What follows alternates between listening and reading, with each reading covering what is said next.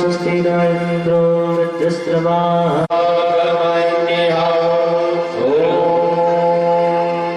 व्यासाय विष्णुरूपाय व्यासरूपाय विष्णवे नमो वै ब्रह्मनिधये वासिष्ठाय नमो नमः। ॐ नमोऽस्तुते व्यास विशालबुद्धे फुल्लारविन्दं यत्पत्रनेत्रं ये मया प्रदीप्त।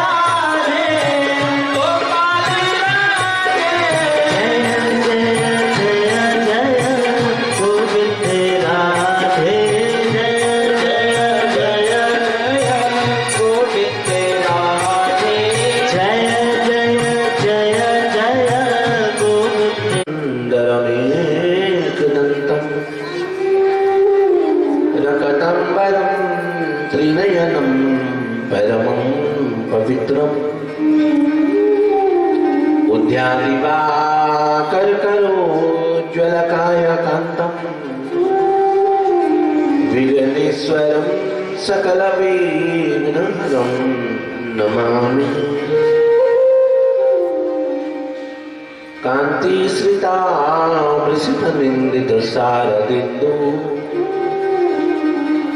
यतैकतो विलसितामसिताङ्गशोभाम् वृन्दावने पिकतयां मुनिकान्तसङ्गाम् राधा मुकुन्दयुगलं तदहं नमामि। वंशी विभूषितकरां नवनीरदाभां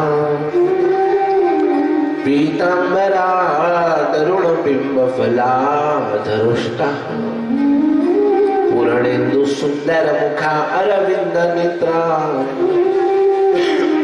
कृष्णात् परं किमपि तत्त्वमहं न जाने। त्वरहापीडं नटवरवपु कर्णयो कर्णिकारम् विप्रदवासा कनककपिशं वैजयन्तीं च मालाम् रन्ध्रान् वेणु अदरसुदया पूरयन् गोपवृन्दै वृन्दारण्यं सुपररमणं प्राग्विशद्गीतकीर्तिम्। गुरुर्ब्रह्मा गुरुर्विष्णु गुरुर्देवो महेश्वरा गुरुर्साक्षात् परब्रह्म तस्मै श्री गुरवे नमः। ध्यानमूलं गुरुमूर्ति पूजामूलं गुरुपदं मंत्रमूलं गुरुवाक्यं मोक्षमूलं गुरु अतुलित बलधाम हेमशैलावदेहम् धनुजावन कृशानं ज्ञानिनां सकलगुणनिधानं वानराणामधीशं रघुपतिप्रियभक्तं वातजातं नमामि मनोजवं मारुततुल्यवेगं जितेन्द्रियं बुद्धिमतां वरिष्ठं वातात्मजं वानरयूतमुख्यं श्रीरामदूतं शरणं प्रपद्ये भक्तिभक्त भगवंत गुरु चतुरनाम वपुए इनके पद वंदन किए नासत विघ्न नासत विघ्न। बोले श्रीमद् भागवत महापुराण की जय। राधा कृष्ण भगवान की जय। बाकी बिहारीलाल की जय। सीताराम भगवान की जय। लखन लला की जय। दुर्गा महारानी की जय। राजराजेश्वरी मैया की जय। अन्नपूर्णा मैया की जय। शिव परिवार की जय। हनुमान जी महाराज की जय। अपने अपने सदगुरुदेव भगवान की जय। अपने अपने माता पिताओं की जय।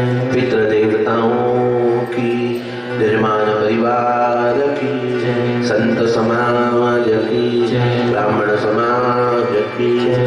गौ माता की जय। पृथ्वी महारानी की जय। गंगा महारानी की जय। यमुना महारानी की जय। तुलसी महारानी की जय। श्रोतागणों की जय। जय जय श्री राधे, जय जय श्री राधे, जय जय जय श्री राधे श्याम। परम मंगलमय अपराधपर अकारण कारण वरुणालय भक्तवान छाकर कटड़ू जड़ित विनंदित पीतांबरधारी श्री बालकृष्ण लाल जी की वांगमयी प्रतिमूर्ति श्रीमद् भागवत महापुराण। ऐसा दिव्य ज्ञान में आनंदमय यह श्रीमद् भागवत महापुराण जिसकी ज्ञान गंगा का पंचम दिवस आज प्रारंभ हो चुका है। समस्त रावत परिवार के द्वारा अपने पितरों की दिवंगत आत्मा की शांति के लिए सदिव्य श्रीमद् भागवत महापुराण ज्ञान यज्ञ को अपने ही निवास स्थान गुलाबी नगर पर रखवाया गया है। आज की दिव्य कथाओं को भी यथामति और यथा समय के अनुसार हम लोग श्रवण करेंगे, परंतु उससे पूर्व अपनी वाणी को पवित्र करेंगे। उसके बाद आज की दिव्य कथाओं का आनंद हम यहाँ लेंगे। बोले श्याम सुंदर भगवान की जय। मीठे रस से भरी ओरी राधा रानी लागे, महारानी लागे। ओ मैंने खारो खारो यमुना जी को पानी लागे। मैंने खारो खारो यमुना जी को पानी लागे। मीठे रस से भरी ओरी राधा रानी लागे, महारानी लागे। मैंने खारो खारो यमुना जी को पानी लागे। मैंने खारो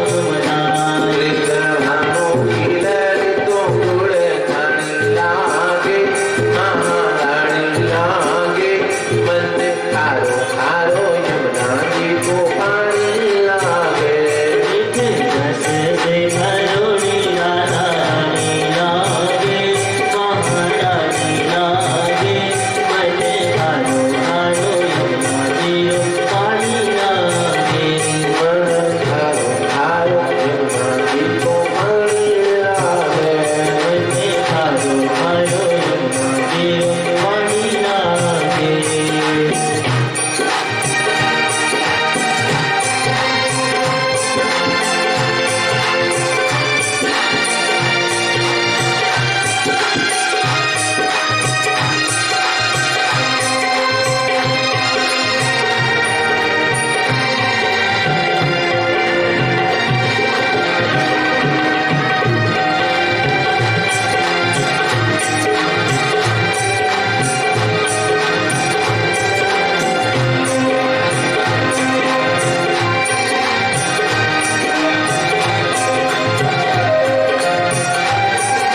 हरे राधा राधा नाम रटत है क्यों नर आठो याम में राधा राधा नाम रटत है उदर आठोया राधा राधा नाम रटत है क्यों नर आठो याम में राधा राधा नाम रटत है उदर आठोया हर जिनकी बाधा दूर करत है राधा राधा नाम जिनकी बाधा दूर करत है राधा नाम जिनकी बाधा दूर करत है राधा राधा नाम जिनकी बाधा दूर करत है राधा राधा नाम राधा नाम वे सफल जितने मन लागे महारानी लागे मन खारो खारो यमुना जी को पानी लागे हस से भरो राधा रानी लागे महारानी लागे मन हारो हारो यमुना जियो पानी लागे मन खारो खारो यमुना जी को पानी लागे मन हारो हारो यमुना जी को पानी लागे मन खारो खारो यमुना जी को पानी लागे मन हारो हारो यमुना जी को पानी लागे मन खारो खारो यमुना जी को पानी लागे मन हारो हारो यमुना जी को पानी लागे बेटे रस से भरी हुई राधा रानी लागे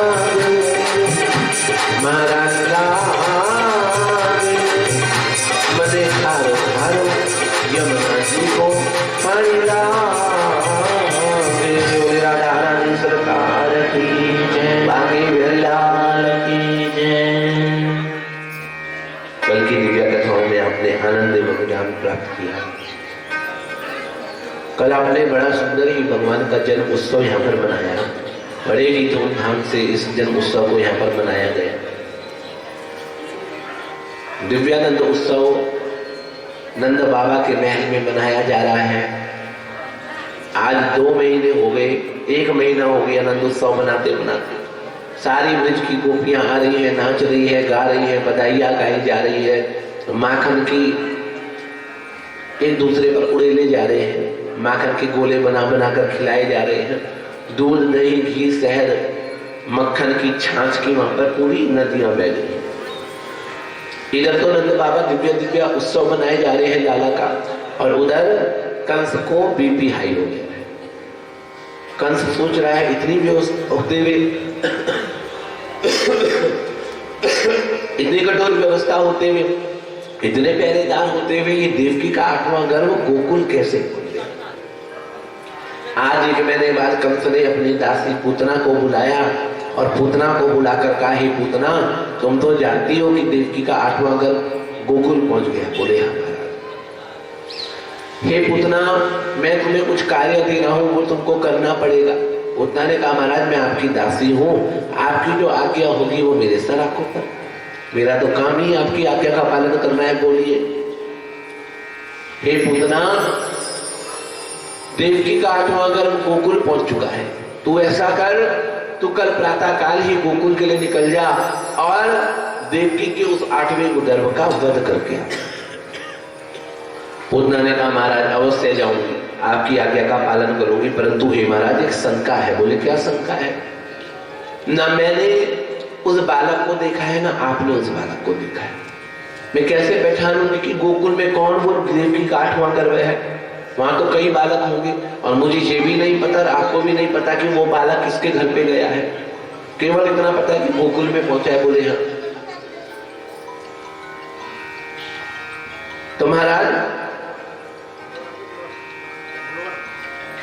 तो महाराज मैं कैसे पता लगाऊंगा? कंस ने कहा ऐसा कर, ये बात तो सत्य है पूतना, ना तू उस लाला को देखा है ना मैंने उस लाला को देखा है। तू ऐसा कर, तू गोकुल जा और आज से 1 महीने पूर्व जितने भी बालक उस गोकुल में हुए ना उन सारे बालकों का तू वध कर दिया। तो कितना दुष्ट राजा है ये कंस।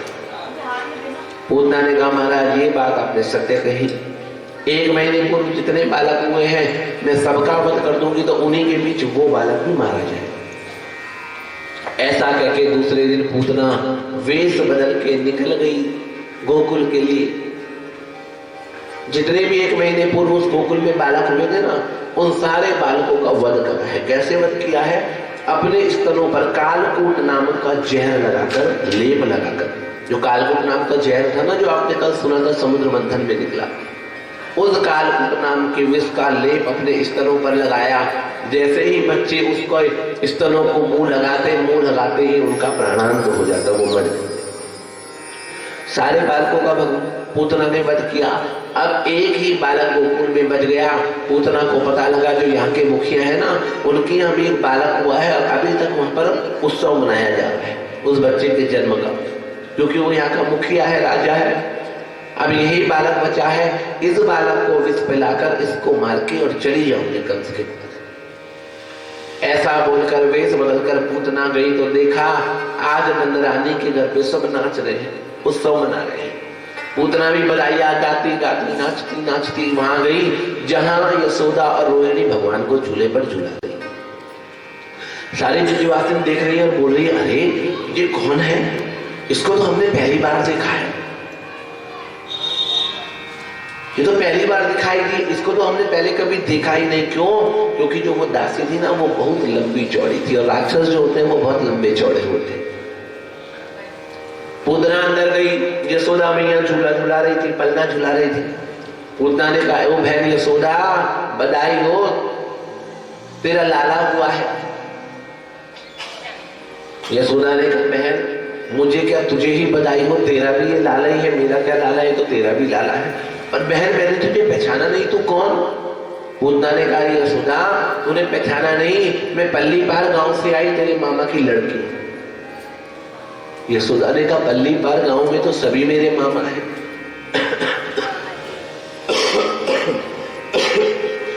अब ये कौन सी लड़की है? पूतना ने कहा कहां दिमाग लगा रही है यशोदा, जानती है बचपन में जब छोटे से थे ना तब साथ खेला करते थे, कहां बचपना और कहां बुढ़ापा, बचपने की शक्ल थोड़ी बुढ़ापे में रह जाती है। यशोदा ने कहा हाँ बहन पूतना ये तो तू, हाँ बहन ये तो तू सही कह रही है। देख रोहिणी मेरे मामा की लड़की आई है, चल जरा अपने मामा की लड़की के लिए मैं तू कुछ मीठा लेकर आ, खाने के लिए लेकर आ और मैं इसके लिए कुछ सोना चांदी लेकर आती हूँ। ऐसा कहकर यशोदा और रोहिणी बाहर को मुड़ी तो इतने में पूतना ने कहा यशोदा जब तक तू मेरे खाने पीने का श्रृंगार का सामान लेकर आती है तब तक तेरी आज्ञा हो मैं तेरे लाला को झूला झूला दूं। पूतना ने कहा मैंने कहा ना ये मेरा नहीं तेरा ही लाला है, झूला ले, तू भी तो मौसी है, तू भी झूला ले झूला। यहाँ पूतना भगवान को झूला झुलाने लगी और उधर यशोदा और रोहिणी पूतना को अपने बहन समझकर उसके लिए सुंदर श्रृंगार का और खाने पीने का सामान लेने चली गई। 1 महीने बाद जो वासी स्त्रियां नाच रही थी ना बाहर, उन्होंने एक महीने बाद देखा और यशोदा को पकड़ लिया। अरे यशोदा आज हाथ में आई 1 महीने बाद, चल हमारे साथ नाच। यशोदा भूल गई अंदर मेरे मामा की लड़की आई और नाचने लग गई। पूतना ने कहा ये समय अच्छा है, अभी कोई देख नहीं रहा है, और तुरंत पूतना ने भगवान को अपनी गोद पर उठाया और गोद पर उठाकर आकाश मार्ग पर ले गई। आकाश मार्ग में ले गई तो आकाश मार्ग में ले जाकर पूतना भगवान को अपने उन स्तनों का मान करा रही है जिन स्तनों पर कालकूट नाम का भयानक विष लगा हुआ है। पर कहते हैं मेरी माताओं, भगवान ने पूतना के स्तनों में लगे हुए विष का पान नहीं किया है। किसने किया है? भगवान ने मन ही मन भोले बाबा का आह्वान किया है, भोले बाबा मेरा अभी अभी वृंदावन में ब्रज में जन्म हुआ है, मैंने तो दूध दही घी माखन भी नहीं चाखा है, अभी तो मैंने छाछ भी नहीं पी है, और ये दुष्ट मुझको विष पिलाने आ गए। और भोले बाबा मुझे तो विष का स्वाद भी नहीं पता, और आपने तो विष पिया है ना, आपको तो विष का स्वाद पता है। इसलिए भोले बाबा आप आइए और आकर ये पूतना के स्तनों पर लगे हुए सारे विष का पान कर लीजिए। भगवान ने भोले बाबा का आह्वान किया तो तुरंत भोले बाबा भगवान के कंठ पर आकर विराजमान हो गए, और पूतना के स्तनों पर जितना विष लगा था वो सारे विष का पान कर गए। जब भगवान ने पूतना के स्तनों में सारे विष का पान कर लिया तो अब भगवान पूतना के स्तनों के मार्ग से भगवान के इधर से जब भगवान ने पूतना के स्तनों का विष का पान कर लिया भोले बाबा ने, तो अब भगवान पूतना के स्तनों के मार्ग से पूतना के प्राणों का पान कर रहे हैं। मेरी माताओं, जब भगवान इधर को रखना होगा मेरी तरफ, जब भगवान पूतना के स्तनों का पान कर रहे थे ना, तो बच्चा कैसा होता है, माँ की गोद में इस तरह से होता है ना। माँ जब दूध पिलाती है तो उसकी नजर बच्चे की तरफ होती है ना, तो माँ और बच्चा दोनों एक दूसरे को देखते हैं ना। तो जब भगवान पूतना की तरफ देख रहे थे तो भगवान ने अपने नेत्रों को बंद कर दिया। क्यों नेत्रों को बंद किया?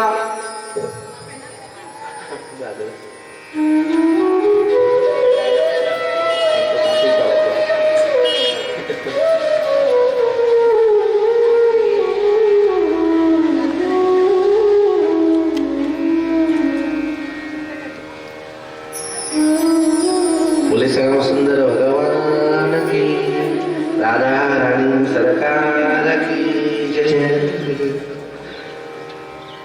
भगवान ने अपने नेत्रों को बंद कर दिया। भगवान ने पूतना की शक्ल नहीं देखी। क्यों? देखो विद्वानों ने अपने मत रखे हैं। क्यों भगवान ने नेत्र बंद करे? भगवान ने कहा अरे राम राम, एक विद्वान का मत है इसलिए नेत्र बंद करे, इसलिए नेत्र बंद करे।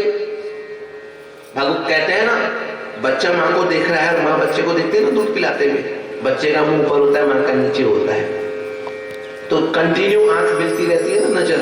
तो भगवान ने कहा अगर किसी से कंटिन्यू नजर मिलाए तो प्रीति हो जाती है, प्रेम हो जाता है, और जिससे प्रेम हो जाए उसको वध नहीं किया जाता। इसलिए भगवान ने नेत्र बंद कर दिए। दूसरे विद्वान कहते हैं भगवान ने इसलिए नेत्र बंद करे हैं क्योंकि भगवान ने कहा अभी अभी मेरा जन्म ब्रज में हुआ, न मैंने माखन चाखा, न मैंने अभी मिश्री चाखी है, न मैंने अभी छाछ और दही चाखा है, अभी तो मैंने गौओं का दूध भी नहीं चाखा है, और ये दुष्ट मुझको विष पिलाने आ गई। तो ऐसी दुष्ट का मुंह नहीं देखना चाहिए, इसलिए भगवान ने अपने नेत्रों को बंद कर दिया। ऐसे बहुत उदाहरण है। भगवान पूतना के स्तनों के मार्ग से पूतना के प्राणों का पान करने लगे।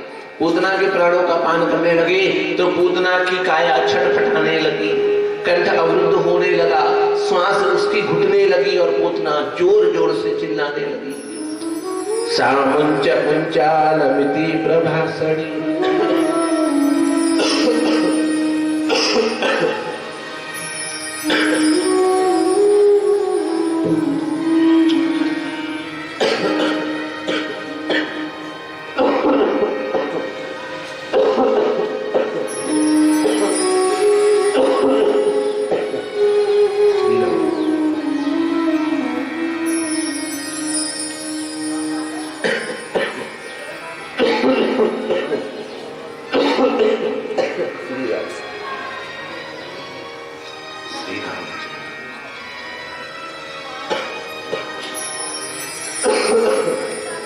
चालमिति प्रभासं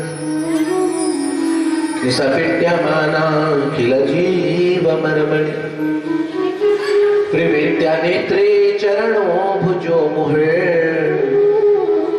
प्रसिन्ना गात्रा क्षिपतिरुरोधुहा। जोर जोर से पूतना चिल्लाने लगी, हे लाला तू बड़ा अद्भुत लाला है, मैंने इतने बालकों को अपना स्तनपान कराया, मुख लगाते ही उनका प्राणांत हो गया। पर हे लाला, तुम मुझे कोई अद्भुत लाला लगते हो।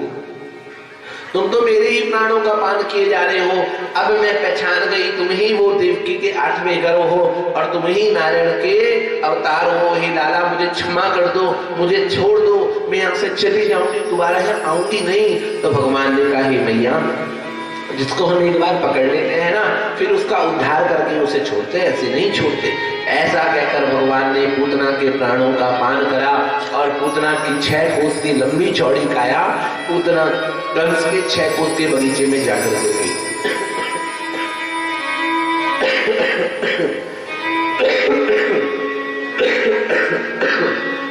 श्री राम।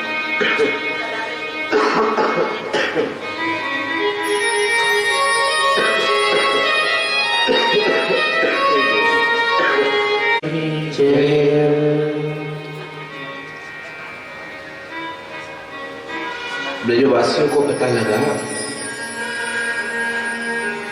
नंद बाबा को जाकर कहा, हे नंद बाबा, हमने आपका बालक कंस के बगीचे में एक राक्षसी के वक्ष स्थलों पर उसको खेलते हुए देखा है।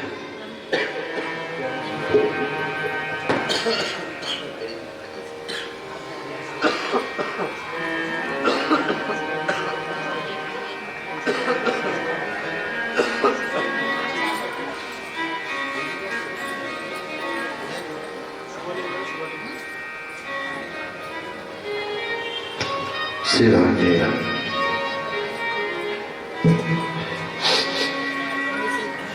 जैसे ही ब्रजवासियों ने सुना, नंद बाबा ने सुना, यशोदा मैया ने सुना, तो भाग भाग कर कंस के बगीचे में गई। जाकर देखा तो भगवान पूतना के वक्षस्थलों पर खेल रहे थे। माँ ने भागकर पूतना के वक्षस्थलों से भगवान को उठाया और हृदय से लगाकर माँ रोने लग गई, अरे राम राम, मेरे 1 महीने के बालक से इस राक्षसी का ऐसा क्या बैर जो मेरे बालक को इसने मारने के लिए आ गई। सबने कहा, ये तो कंस की दासी है, ये तो पूतना है।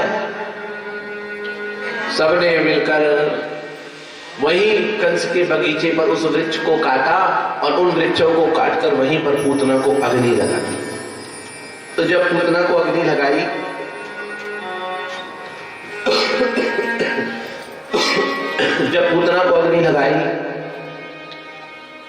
तो पूतना के शरीर से दिव्य सुगंध चलने लगी। क्यों सुगंध चली है? क्योंकि साक्षात भगवान नारायण ने उसके शरीर को स्पर्श किया है ना। कौन है ये पूतना मेरी माताओं? कल आपने कथा सुनी थी बलि वामन अवतार की। भगवान छोटे से वामन रूप में बलि से 3 पैर पृथ्वी मांग रहे थे। तो जब भगवान पृथ्वी मांग रहे थे तो अंदर ये राजा बलि की कन्या थी जिसका नाम था रत्नमाला। ये अंदर से भगवान को देख रही थी और भगवान के बाल स्वरूप को देखकर इसके हृदय पर भगवान के प्रति ममता आ गई। आहा, कितना सुंदर बालक है, काश ये मेरा पुत्र होता और मैं इसको अपना दुग्ध पान कराती। तो उस समय ही भगवान ने इस रत्नमाला को वचन दिया, रत्नमाला इस समय तो मैं तेरे पिता को छलने आया हूं, परंतु जब मैं द्वापर में अवतार लेकर आऊंगा ना तो तब मैं तेरी इस इच्छा को अवश्य पूर्ण करूंगा। और आज भगवान उसी बलि की पुत्री रत्नमाला की इच्छा को भगवान ने आज पूर्ण किया है। कौन सी गति दी है? जो गति देवकी और यशोदा की मां की गति प्रदान करी है पुत्र को। मां घर आई, ब्राह्मणों से आकर मां ने षोडशोपचार पूजन कराया, लाला की नजर उतारी, न्योछावर करके ब्राह्मणों को दक्षिणा बांटी। फिर भी मां का मन नहीं माना तो मां ने गाय की पूंछ से 11 बार भगवान का झाड़ा कर दिया, ओम नमो भगवते वासुदेवाय। जब बच्चों को नजर लग जाए ना, अब आपके दिल्ली में तो गाय होती नहीं है, तो बच्चों को जब नजर लग जाए तो गाय की पूंछ से झाड़ा कर देना चाहिए, तो बच्चों की नजर उतर जाती है। ओम नमो भगवते वासुदेवाय बोलकर 11 बार झाड़ा कर देंगे ना तो बच्चों की नजर उतर जाएगी।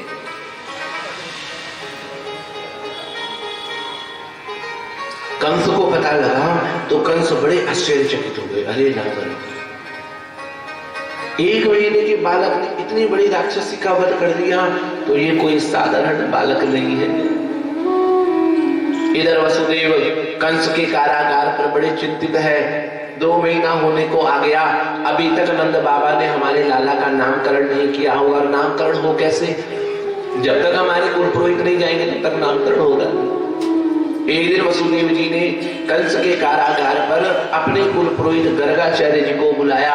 गर्गाचार्य जी आए और गर्गाचार्य जी को आकर उन्होंने निवेदन किया, हे गर्गाचार्य जी, आप तो भली भांति जानते हैं कि देवकी का 7वां और 8वां गर्भ गोकुल पहुंचा है और महाराज नंद बाबा को बुढ़ापे में संतान मिली है ना, तो अभी तक उन्होंने उन बालकों का नामकरण भी नहीं किया होगा। और नामकरण हो भी कैसे? आप हमारे कुल पुरोहित हैं, जब तक आप नहीं जाएंगे तब तक नामकरण नहीं होगा। गर्गाचार्य जी ने कहा ठीक है वसुदेव जी, आप आज्ञा कीजिए, मैं चले जाऊंगा। वसुदेव जी ने कहा गर्गा पुरोहितो राजन यदुना सुमहातपः व्रजं जगामनन्दस्या वसुदेव प्रचोदिता। हे गर्गाचार्य जी, आप ऐसा कीजिए, कल प्रातः काल गोकुल के लिए निकल जाइए और गोकुल में जाकर देवकी के 7वें और 8वें गर्भ दोनों बालकों का नामकरण कीजिए। प्रभु, मेरा आपसे एक निवेदन है, आप नंद बाबा को जन्मोत्सव बनाने, जन्मदिन करने के लिए कहोगे ना, नामकरण करने के लिए कहोगे ना, तो नंद बाबा सारे ब्रज में ढिंडोरा पिटाकर खूब धूमधाम से नामकरण करेंगे। और महाराज बस नंद बाबा से जाकर मेरा विशेष आग्रह करना कि ये जो नामकरण मनाया जाए वो गुप्त रूप से मनाया जाए। क्यों? अगर धूमधाम से नामकरण मनाया गया तो कई गुप्तचर घूम रहे हैं कंस के, और वो कंस को बता देंगे कि वहां वसुदेव के कुल पुरोहित आए हैं। अभी तो उसे शक है, पर कल कंफर्म हो जाएगा कि यही देवकी का 8वां गर्भ है और दोनों बालकों को मरवा देगा। इसलिए जो नामकरण मनाया जाए वो गुप्त रूप से मनाया जाए। गर्गाचार्य जी ने कहा ठीक है महाराज, जैसे आपकी आज्ञा। ऐसा कहकर गर्गाचार्य जी प्रातः काल वहां से निकल गए। सायंकाल को पहुंचे गोकुल में तो नंद बाबा ने उनका बड़ा स्वागत किया। आइए आइए महाराज, बड़ा स्वागत है आपका, हमारे धन्यवाद जो आप गर्गाचार्य ब्राह्मण के पैर हमारे यहाँ पर पड़े। उनको खूब सम्मान किया गया, खूब दक्षिणा दी गई, बढ़िया बढ़िया भोजन कराया गया। शाम को अतिथि कक्ष में उनको बिठाया और नंद बाबा ने पूछा, हे गर्गाचार्य जी, आप इतनी दूर से आए हैं, बिना किसी कारण के आप आए नहीं होंगे, आपके आने का कारण? गर्गाचार्य जी ने कहा, हे नंद बाबा, हमें वसुदेव जी ने भेजा है।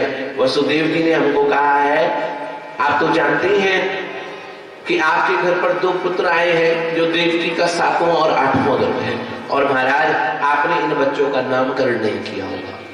नंद बाबा ने कहा, अरे राम राम गर्गाचार्य जी, बुढ़ापे में संतान मिली है ना, इसलिए दिमाग से निकल ही गई। अभी मैं सारे ब्रज में ढिंडोरा पिटवा देता हूँ और कल धूमधाम से इन दोनों बालकों का नामकरण बनाया जाएगा, खूब ब्राह्मण संतों को दान किया जाएगा, खूब पकवान बनाए जाएंगे। बोले महाराज वो बात तो सही है, पर वसुदेव जी का विशेष आग्रह आपके लिए आता है। क्या? बोले महाराज उन्होंने कहा है, आपने देखा जब से आपका ये बालक हुआ है तो कैसे कैसे राक्षसी बालक को हानि पहुंचाने आ रहे हैं। बोले हाँ, अभी तक तो कंस को केवल शक है, पर कल अगर आप धूमधाम से नामकरण बनाते हैं ना तो कंस को यकीन हो जाएगा कि कुल पुरोहित गर्गाचार्य गए हैं वसुदेव के, इसका मतलब यही देवकी का 7वां 8वां गर्भ बालकों का वध करवा देगा। इसलिए महाराज वसुदेव जी का आग्रह है कि भगवान का जो नामकरण होना है बालकों का वो गुप्त रूप से हो। नंद बाबा ने कहा ठीक है गर्गाचार्य, हम इन बालकों का जो नामकरण करेंगे वो गुप्त रूप से करेंगे और कल प्रातः काल गौशाला के भीतर इन दोनों बालकों का नामकरण कर देंगे।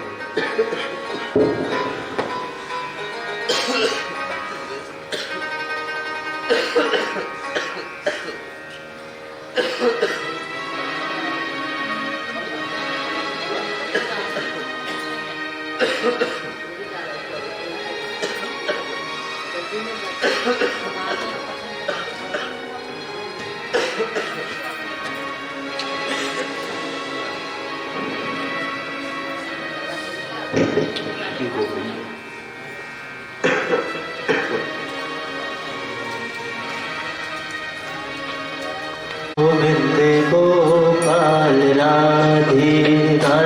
राधे गोविंद गोपाल राधे राधे राधे गोविंद गोपाल राधे राधे राधे गोविंद गोपाल राधे राधे राधे गोविंद गोपाल राधे राधे राधे गोविंद गोपाल राधे गोविंद गोपाल राधे राधे राधे गोविंद गोपाल राधे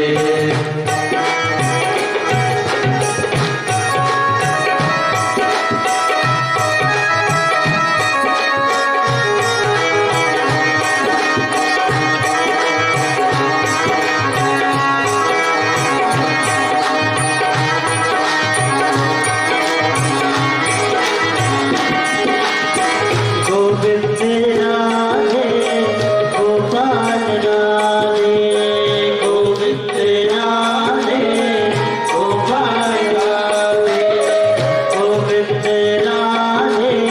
गोपाल राधे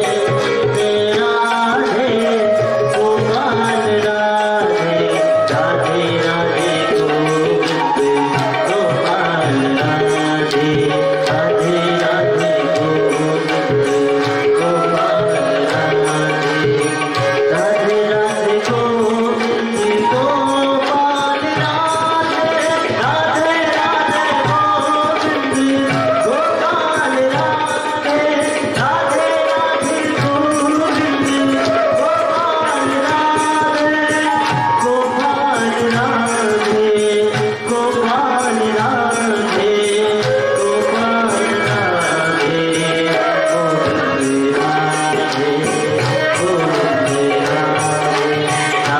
राधे गोपाल राधे राधे राधे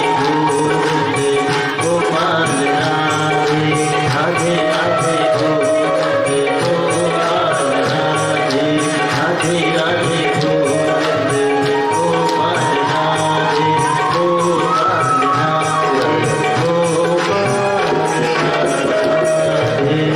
बोले गोविंद भगवान की जय। गर्गाचार्य जी ने वसुदेव जी को समझाया, गर्गाचार्य जी ने नंद बाबा जी को समझाया और नंद बाबा की समझ में बात आ गई। बोले ठीक है महाराज, कल प्रातः काल ब्रह्म मुहूर्त में गौशाला के भीतर हम दोनों बालकों का नामकरण कर देंगे। गर्गाचार्य जी को नंद बाबा ने शयन कक्ष में रखा, सुलाया और यशोदा से कहा, यशोदा सुनो, रोहिणी से कह देना कि कल हमारे दोनों बालकों का नामकरण है। वसुदेव जी ने अपने कुल पुरोहित गर्गाचार्य जी को भेजा है। यशोदा बहुत ही अच्छे ब्राह्मण है, विद्वान ब्राह्मण है, बहुत ही बड़े ज्योतिषी हैं और बहुत बड़े अंतर्यामी भी हैं, देखते ही सब कुछ पहचान लेते हैं। यशोदा ने कहा ठीक है महाराज, मैं कल प्रातःकाल रोहिणी और अपने पुत्र को लेकर गौशाला में आ जाऊंगी। बोले किसी को बताना नहीं? बोले ठीक है महाराज। दूसरे दिन प्रातःकाल गर्गाचार्य जी समय से उठकर 4 बजे गौशाला में नामकरण की पूजा करने लगे, चौकी की पूजा करने लगे। नामकरण की पूजा हुई तो गर्गाचार्य जी ने कहा बोलिए नंद बाबा, यशोदा और रोहिणी को अपने पुत्रों को ले आए, उनका नामकरण करना है। यशोदा ने रोहिणी को कहा, रोहिणी नंद बाबा आज हमारे बच्चों का नामकरण है। नंद बाबा हमारे बच्चों का नामकरण किसी पंडित से करा रहे हैं, पर रोहिणी मैं किसी चलते फिरते पंडित से अपने बच्चों का नामकरण नहीं कराऊंगी। नंद बाबा को तो हर किसी ब्राह्मण में विश्वास हो जाता है, अगर ये पंडित सच में ही बहुत बड़े ज्योतिषी होंगे तो नामकरण कराऊंगी, छोटा मोटा ब्राह्मण होगा तो नामकरण नहीं कराऊंगी। पहले मैं इसकी परीक्षा लूंगी। रोहिणी ने कहा कैसे परीक्षा लेगी? तो रोहिणी ने अपना पुत्र दे दिया, यशोदा ने अपना पुत्र दे दिया रोहिणी की गोद में और रोहिणी का पुत्र ले लिया अपनी गोद पर। रोहिणी ने कहा ये क्या कर रही है यशोदा? बोले यही तो पंडित जी की परीक्षा है। अगर ये पंडित जी विद्वान होंगे, बहुत बड़े ज्योतिषी होंगे तो पहचान जाएंगे कि ये मेरा पुत्र नहीं है, ये तेरा पुत्र है। और छोटा मोटा पंडित होगा तो नामकरण करेगा और दक्षिणा देकर चला जाए। चली गई यशोदा मैया। नंद बाबा गर्गाचार्य जी के सामने बैठ के बड़े वाले भाई को लेकर, रोहिणी के पुत्र को लेकर, पंडित जी समझ गए कि ये मेरी परीक्षा ले रही है। पंडित जी ने भी सीधे ही कह दिया, हे यशोदा, तेरी गोद में जो बालक है ना, देखिए एक पर यशोदा को समझ जाना चाहिए था। अगर अपना पुत्र होता तो सीधे बोलते, यशोदा तेरा ये जो पुत्र है ना, पर क्या बोला, तेरी गोद में जो बालक है ना, इसका 2 नाम होंगे। यशोदा को जरा गुस्सा आ गया पंडित जी पे, मन में गाली दे रही है, ये नंद बाबा तो हर किसी में विश्वास कर लेते हैं, इस पंडित को ये पता होता तो है नहीं। नंद बाबा कहते थे अंतर्यामी है, काई का अंतर्यामी, ऐसे तो पता ही नहीं है मेरा लाला है नहीं, और डायरेक्ट नामकरण कर रहे हैं। यशोदा ने कहा, हाँ पंडित जी बोलिए क्या नाम होगा, जल्दी बताइए महाराज, बहुत काम बड़ा है मेरा। पंडित जी ने कहा, अरे पहली बार देख रहा हूं जिसको बच्चे के नामकरण कितने जल्दी पड़ी है, बच्चे के नामकरण से भी कोई बड़ा काम होता है। बोले महाराज मेरे बहुत काम है, करोड़ों गायियां पड़ी है, अभी बहुत सेवा लाला की करनी है। अच्छा तो सुन ले, तेरे लाला के 2 नाम हो गए। हाँ बोले जल्दी बोलो, क्यों गुस्से में, कभी समझ नहीं आए ना पंडित। तेरे इस लाला का एक नाम होगा संकर्षण देव भगवान की जय, संकर्षण नाम होगा।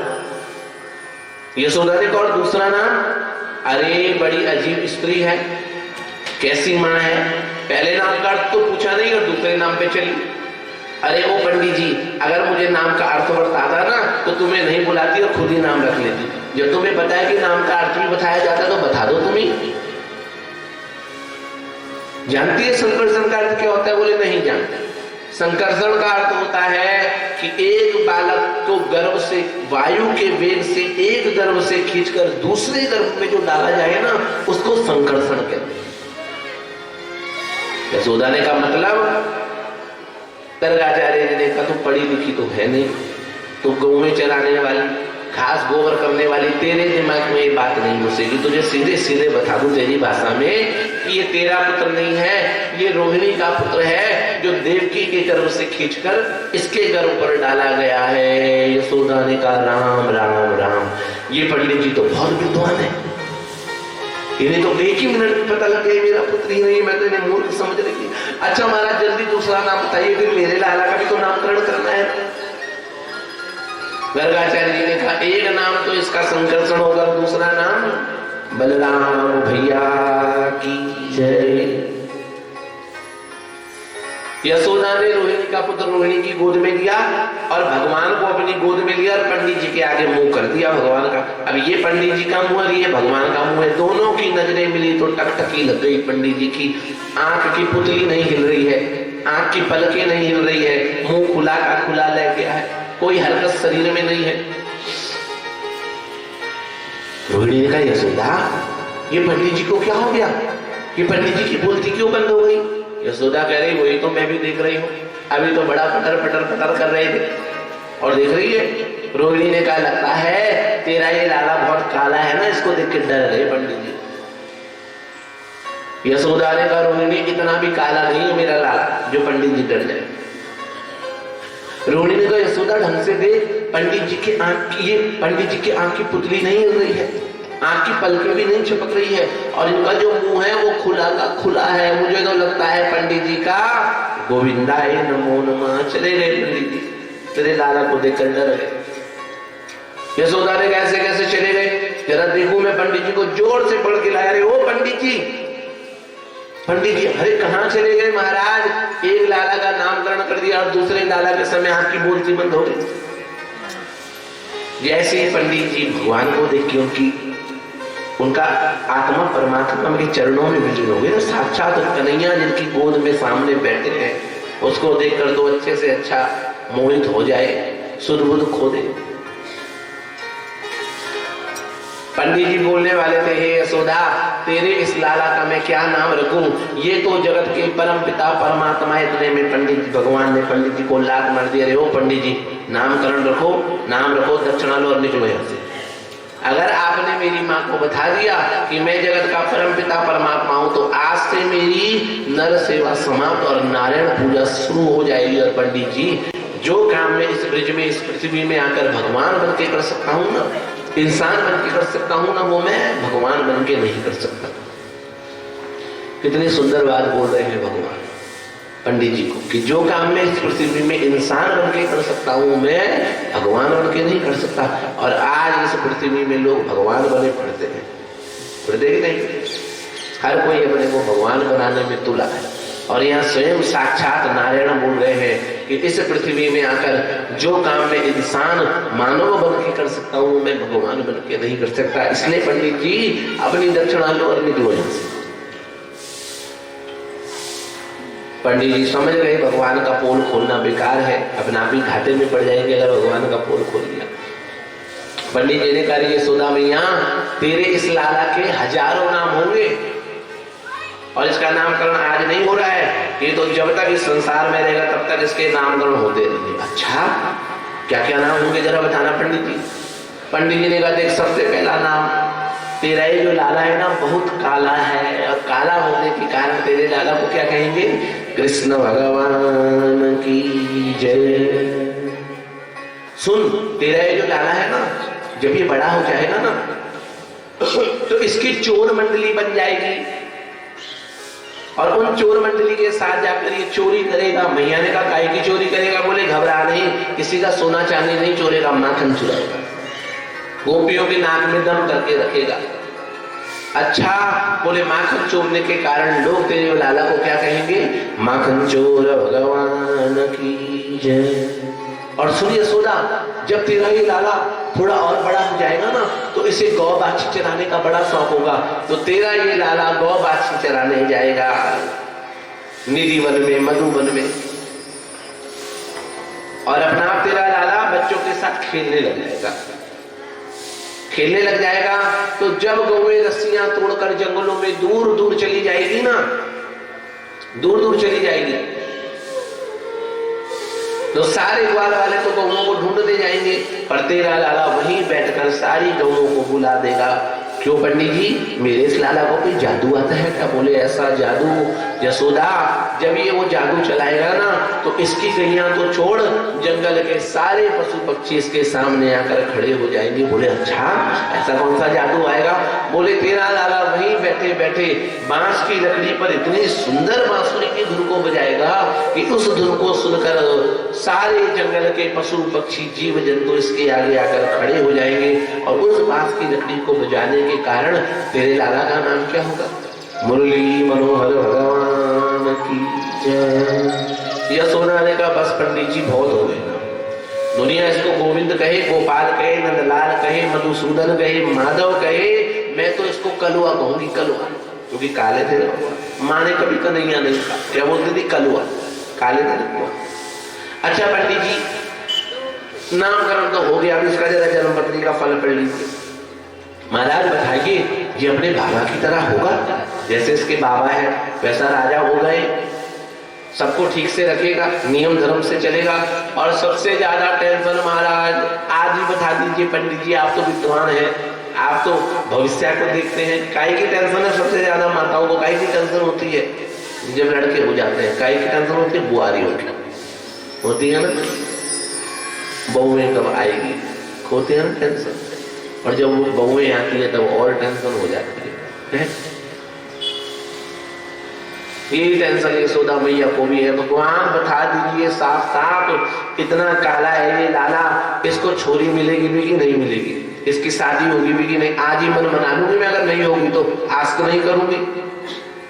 पंडित जी ने भी जन्म पत्री का फल पढ़ना प्रारंभ करा। रही है यशोदा, तेरा ये लाला मुखिया जब बनेगा तब बनेगा, ये राजा जब बनेगा तब बनेगा, पर जब से तेरा लाला इस ब्रिज में आया है ना, तब से इस ब्रिज की महत्ता बढ़ गई है। गाय के थनों से दूध ही बंद नहीं होता, पहले कहां था ब्रिज में इतना दूध? माखन की मटकियां पूरे ब्रिज में ऐसे पड़ी हैं कि क्या बताएं। दही, छाछ, किसी चीज की यहाँ पर कमी नहीं है। अरे और तो और पुष्प जब खिल जाते हैं ना तो रात्रि को सोना ही पूजा, शाम को बंद हो जाता है ना पुष्प, पर सोना ही बंद हो जाते हैं, सोते नहीं है। चिड़िया अपना घोंसला छोड़कर आती है और यही अटारियों पर बैठी रहती है। जब तक भगवान क्रीड़ा करते थे ना तो चिड़िया देखती रहती थी। जैसे ही भगवान सोते थे तो वहीं सो जाती थी चिड़िया अटारियों पर। जैसे ही भगवान सुबह उठ के हल्ला मचाते तो चिड़िया भी उड़ जाती थी, अलार्म थे भगवान। और सुन ले यशोदा, तेरे लाला की शादियां होंगी, शादियां। मैया ने कहा चलो शादी होगी तो सही, ढंग से सुन लेना कितनी शादी होगी। हाँ हाँ पंडित जी, मेरे कान बहुत तेज है। देख यशोदा, गड़बड़ नहीं करना सुनने में। यशोदा कान पास ले गई, लो पंडित जी बोलो। पंडित जी ने कहा यशोदा, तेरे इस लाला की 16,108 शादी हो गई। और यशोदा बेहोश हो गई। रोहिणी ने खड़ा उठाया, अरे यशोदा क्या हो गया? बोल रही, देख रही है इस पंडित को कितना झूठ बोल रहे हैं, मुझ बुढ़िया से, मुझ डोकरी से मजाक कर रहे हैं। पंडित जी ने कहा क्यों यशोदा, मजाक करने की दक्षिणा ज्यादा देगी। देखो पंडित जी, 16 बोलते ना मैं मान लेती, 8 बोलते ना मैं मान लेती, जो 16,000 बोल दिया ना ये कुछ ज्यादा ही बोल दिया आपने। देख यशोदा, मैं तो कुंडली का फल पढ़ रहा हूं, अब 16 हो या 16,000 हो, लाला तेरा। सुन ले, ये भी तुझे मैं साफ साफ आज बता दूं, तू सोचे कि तू अपने लाला की हल्दी चढ़ाएगी, बांध देगी, इसकी मेहंदी लगाएगी, इसकी बारात में नाचेगी, बहू का स्वागत होगा, तो ऐसा भी कुछ नहीं होगा। बोले क्यों? जितनी इसकी 16,108 शादी होगी ना, ये सबको भगा कर लाएगा, बारात नहीं आएगी। मैया ने कहा बस पंडित जी, यही आप मुझे समझ नहीं आए, बाकी तो सब बात समझ में आई। पंडित जी ने नामकरण किया और नामकरण करके गोकुल में जाकर, मथुरा जाकर पहुंचे और वसुदेव और देवकी को जाकर बताया कि हे वसुदेव देवकी, हमने आपके दोनों बालकों का नामकरण कर दिया है। बड़े का नाम बलराम और छोटे का नाम कृष्ण है। बोले कृष्ण बलराम की जय। देखिए भगवान, मैया यशोदा ने क्यों भगवान को गोद में लिया, रोहिणी के पुत्र को क्यों लिया? विद्वान कहते हैं इसलिए गोद पर लिया है क्योंकि नियम के अनुसार बड़े भाई का पहले नामकरण होता है, और बलराम तो पहले आ गए थे भगवान से, इसलिए गोद में लेने की लीला करी है कि पहला नामकरण बड़े भाई का होना चाहिए। क्योंकि मुखिया का छोरा था तो पहले नामकरण मुखिया के छोरे का होता, इसलिए भगवान ने नामकरण माँ यशोदा ने गोद में दिया कि पहले बड़े का नामकरण हो जो नियम है, तब छोटे का नामकरण। भगवान धीरे धीरे पूर्णिमा के चंद्रमा की तरह बड़े हो गए, इतने बड़े हो गए कि भगवान की छोटी छोटी मित्र मंडली बन गई है। और भगवान की मित्र मंडली का नाम क्या है? बाल गोपाल चौर्य मंडली, सारी चोरों की मंडली है। लीडर कौन है? हमारे कन्हैया लीडर ये है।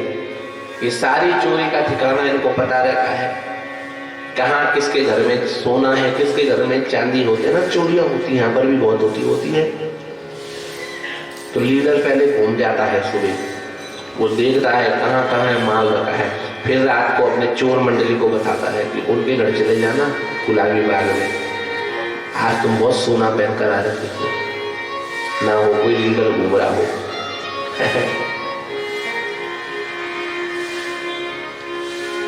कल रात 12 बजे हमारी खिड़की में भी खटखट हुआ, हम भी डर गए।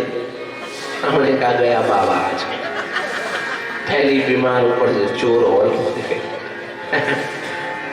अब जाके पता लगा नीचे कुत्ते के बच्चे कुटुर कुटुर करते रहते हैं।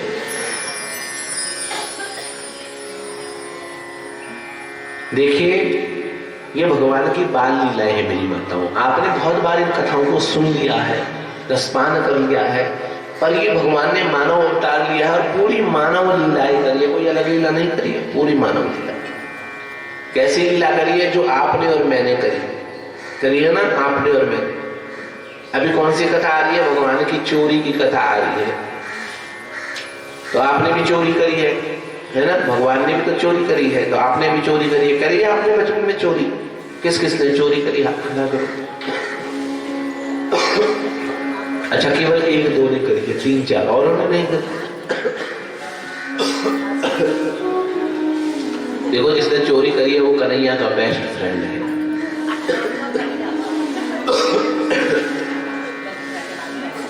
काय की चोरी करी है? दुकान में चोरी करी है। अच्छा, अमरूद खाए, तब तक नानी पहुंची और इतनी मार और इतनी गाली देती थी ना वो नानी मेरे पापा का नाम ले लेकर, इतनी गाली देती थी। अपने घर में मेरे स्वयं अपने घर में 2 पेड़ थे अमरूद के, लाल रंग के, पर वो स्वाद नहीं लगते थे, क्योंकि जो मजा चोरी के माल पे है वो अपने माल पे है। तो देखिए यही लीला भगवान ने करी है, यही लीला, कोई अलग लीला नहीं करी है, आपने भी तो करी है। भगवान भी तो यही करते, क्या करते हैं भगवान? गोपियों के घर में जाकर भगवान गोपियों का माखन छोड़ते हैं। किसी गोपी की गाय दूध निकालने का टाइम होता है ना, 2 मिनट आके बच्चियां तो खोल के सारा दूध पिला देते हैं। नाक में दम करके रखा है गोपियों के। एक दिन गोपियां इतना परेशान हो गई कि सुबह सुबह 5 बजे गोपियां नंद महल में पहुंच गई। नंद महल में पहुंची तो नंद महल में माँ यशोदा भगवान के साथ अंदर बैठी है, भगवान को माखन खिला रही है, और इधर सुबह सुबह गोपियां जोर से आवाज लगा रही। ये 1-2 गोपियां नहीं आई है, ये ब्रज की हजारों गोपियां आकर खड़ी हो गई और भगवान को आवाज लगा रही है, मैया को आवाज लगा रही है, यशोदा मैया, अरे ओ यशोदा मैया। यशोदा ने देखा, अरे 5 बजे की गोपियों की आवाज, बाहर आकर देखा तो राम राम पूरा चौक गोपियों से भरा हुआ है, 100, 200, 300 गोपियां आकर खड़ी हुई है। यशोदा ने कहा, गोपियों तुम सुबह सुबह 5 बजे रात को खुलने देती, नंद बाबा से मिलने आई हो, पर नंद बाबा तो कल शाम को ही चले गए। बोले नहीं नहीं यशोदा मैया, नंद बाबा से मिलने नहीं आई है, हम तो आपसे मिलने आए। अच्छा, यशोदा ने सोचा होगा कोई काम, कुछ बात हो गई होगी, क्या काम है? बोले मैया हम तेरे से शिकायत करने आई है। मनिया ने सोचा कोई ब्रज में गड़बड़ हो गया होगा, मैं तो रानी हूं तो आते हैं शिकायत करने। अच्छा, क्या शिकायत करने आई हो? कन्हैया पीछे खड़े हैं दरवाजे पर, आगे यशोदा मैया, पीछे से कन्हैया देख रहे हैं, और गोपियां बोल तो यशोदा को रही है, देख कन्हैया को रही है। मैया पीछे मुड़े तो देखे कोई नहीं, कन्हैया दरवाजे के पीछे छुप गए। मैया कहिए बोल मुझे रही, देख पीछे रही, पीछे कौन है? किसकी शिकायत करने आई हो गोपियां? मैया बुरा नहीं मानना, हम तेरे लाला की शिकायत कर। मेरे लाला की? मैया घबरा गई, कौन से लाला की, कृष्ण या बलराम की? नहीं नहीं मैया, बलराम तो बहुत सीधा है, बहुत अच्छा है, उसके तो मुंह से जबान भी नहीं निकल रही। हम तो तेरे उस चोर नटखट लाला कन्हैया की शिकायत करने आए हैं, जिससे प्यार करती थी मैया, उसी का नाम सुना तो मन बड़ा अजीब हो गया। तो अच्छा हे गोपियों, क्या कर दिया मेरे लाला ने ऐसा जो 5 बजे तुम सारी गोपियां मेरी चौक में आकर खड़ी हो गई? गोपियों ने कहा यशोदा क्या बताएं तेरे लाला ने क्या कर दिया। ये पूछ कि इसने क्या नहीं करा, हमारे नाक में दम करके रखा है। अरे वही तो पूछ रही हूँ, क्या नाक में दम करा, बता तो दो।